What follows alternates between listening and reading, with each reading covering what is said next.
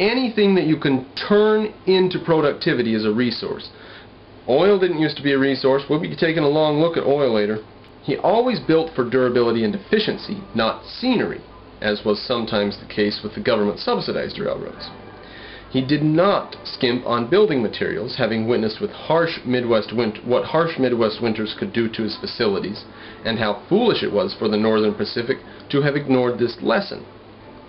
The solid granite arch bridge that Hill built across the Mississippi River was a Minneapolis landmark for many years.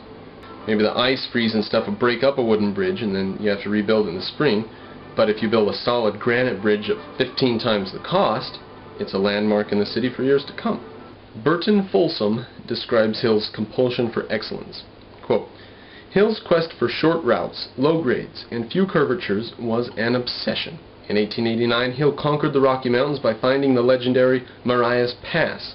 Lewis and Clark had described a low pass through the Rockies back in 1805, but later no one had seemed to know whether it really existed, or if it did, where it was at.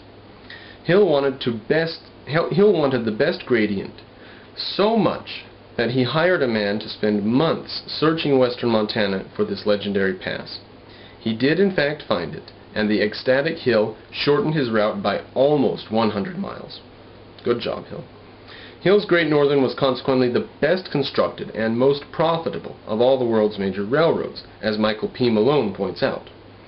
The Great Northern's efficiency and profitability were legendary, whereas the government-subsidized railroads, managed by a group of political entrepreneurs who focused more on acquiring subsidies than on building sound railroads, were inefficiently built and operated.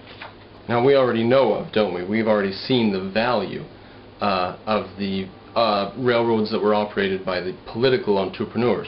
The men who were in politics and railroads, thinking that that was the best way to do it, or perhaps the only way to do it, ended up with railroads that went broke when the recessions hit. Now we saw the recession of 1873. James J. Hill, or what was it, 1893, when we looked at Hill's life earlier on.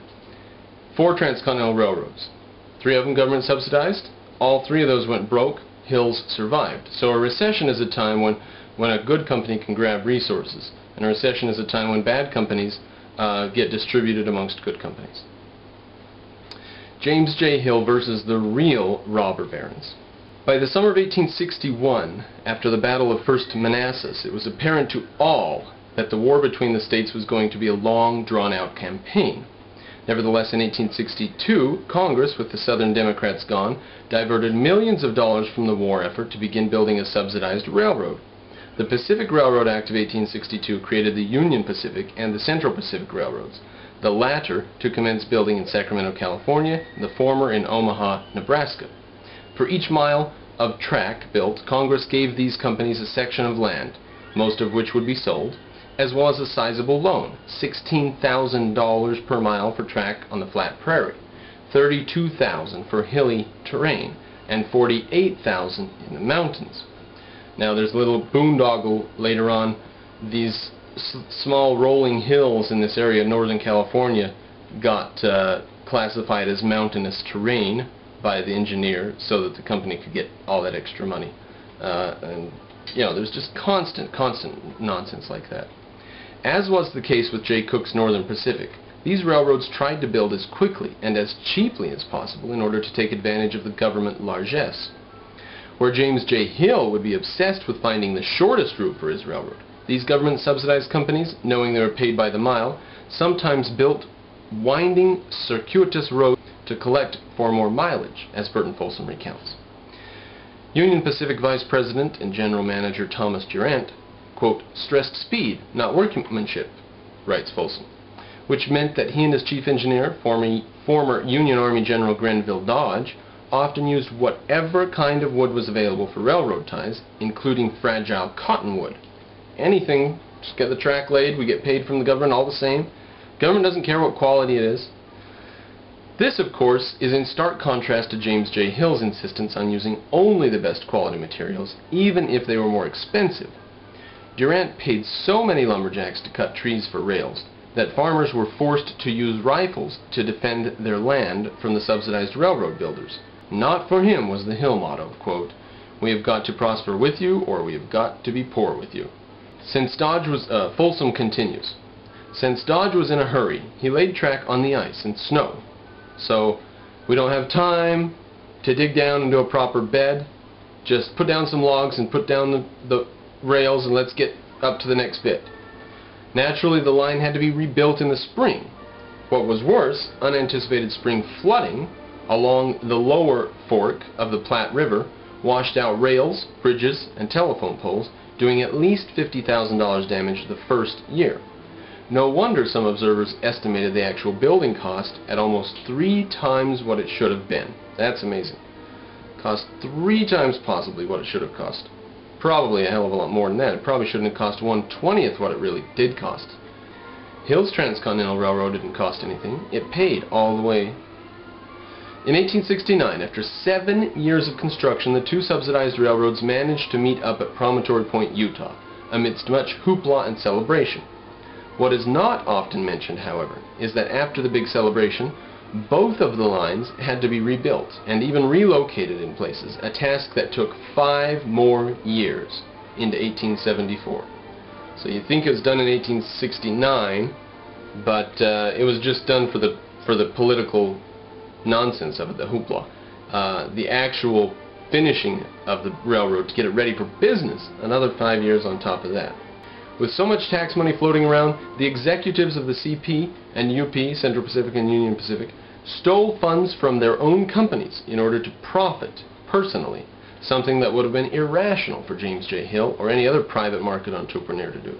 For example, the UP managers created their own coal companies, mining coal for $2 per ton and selling it to themselves for $6 per ton, pocketing the profits. This crooked scam was repeated in dozens of instances. Now, a whole bunch of money got milked out, and people going back and looking over it later were like, why was coal so expensive? Why were ties so expensive? Why was the rail so expensive? What was going on with all this business? And they start looking into it, and they find out a lot of the people who were in the railroad shenanigan started these companies, contracted the companies, paid the companies with the government funds that they were getting, took the profits from that, as well as the profits from getting, it's just a massive boondoggle. It was a massive boondoggle. This crooked scam was repeated in dozens of instances and would be exposed as the Credit Mobilier scandal. Credit Mobilier was the name of one of the companies run by UP executives, so that was just the one that had, like the Enron scandal or whatever, Now, when that happened, it precipitated the recession of 1873, which has been blamed on all kinds of things, including overproduction. But in fact, it was the combination of the catastrophic effects of the Reconstruction project ending early as it did there in the 70s, and mostly railroads, mostly overbuilding in railroads, over-investment in railroads, mostly the Credit Mobilier scandal. Now, I'm not sure about the relation, but I suspect if one looked into it, one would find the support for Reconstruction was hampered by the recession, which was caused by the overbuilding of the railroads. But I'm not sure. I suspect that's the case. Congress responded to the 1874 Credit Mobilier scandal by enacting a blizzard of regulations on the Union Pacific and Central Pacific that would in the future make it impossible for them to operate with any semblance of efficiency. Because of the regulations, managers could not make quick decisions regarding leasing, borrowing money, building extensions of the rail lines, or any other day-to-day business decision. Each such decision literally required an act of Congress. The Union Pacific went bankrupt in 1893. The Great Northern, on the other hand, was still going strong. Not having accepted any government subsidies, James J. Hill was free to build and operate his railroad in a way that he deemed was most efficient and most profitable. He prospered, while most of his subsidized competitors went bankrupt at one point or another. Hill continued to show how effective market entrepreneurs could be. Having completed the Great Northern, he then got into the steamship business in order to facilitate American exports to the Orient. As usual, he succeeded, increasing American exports to Japan 7-fold from 1896 to 1905.